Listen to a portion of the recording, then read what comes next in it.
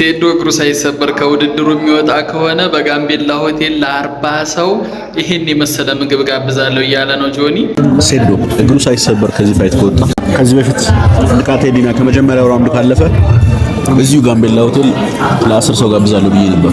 ሴዶ እግሩ ሳይሰበር ከዚህ ፋይት ከወጣ ለ40 ሰው ጋምቤላ ሆቴል ይሄን የምትመለከቱትን ምርጥ ምግብ ትጋብዛላችሁ and more።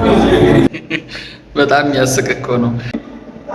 ውድድሩን ለማጧጧፍ ወይ ደግሞ የሶሻል ሚዲያ ኢምፓክቱን ለመሳብ ከሆነ እሰየው።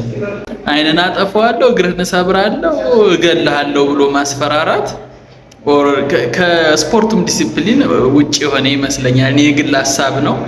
ምናልባት ስፖርቱንም እንዳይጎዳ ስለፈራው ነው። እሰብርሃለሁ፣ በነፍስህ አትወጣም ከዚህ ምናምን ለሶሻል ሚዲያ ጋጋታ ከሆነ ተሳክቶላችኋል፣ ጥሩ ነው።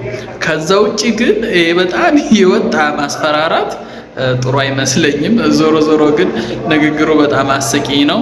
ምናልባት እንግዲህ ከአርባዎች ውስጥ ካረከኝ ብዬ ነው። ቴንኪው